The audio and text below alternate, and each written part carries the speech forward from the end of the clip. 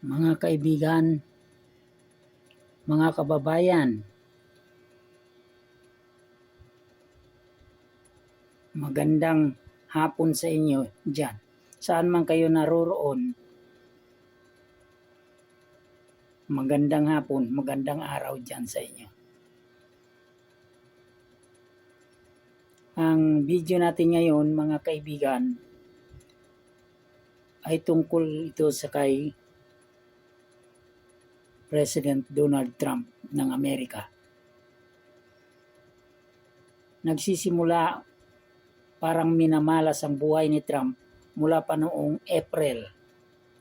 Pero tingin ko, mas mamalasin siya ngayong buwan ng July, August.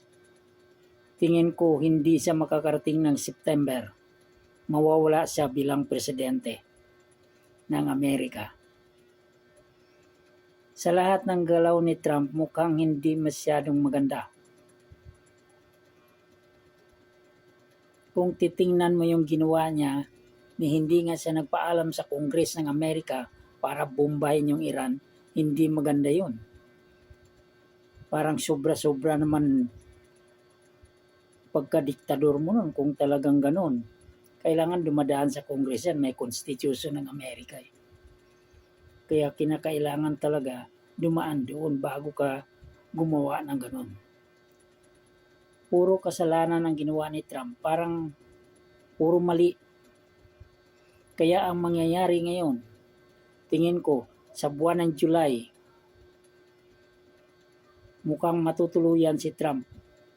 Kahit ano pang gagawin niya, masisira siya ngayon, year na ito, year 2025, July.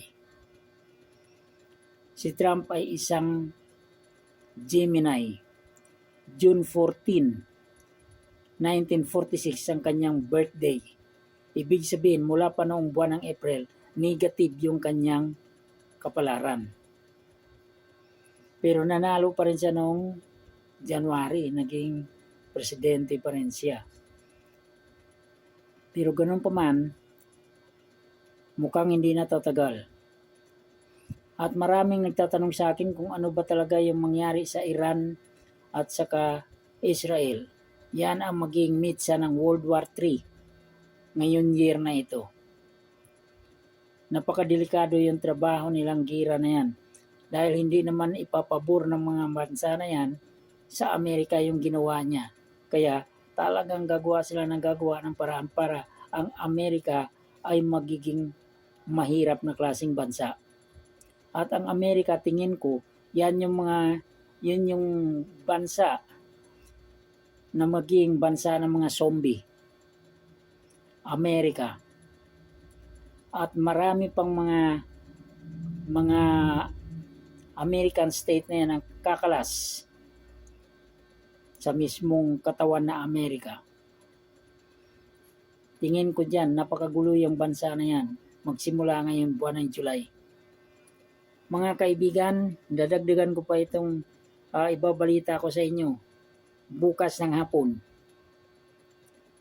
Sana'y mag-subscribe naman kayo sa akin. Maraming salamat sa inyo, mga kaibigan ko, mga kababayan ko. God bless.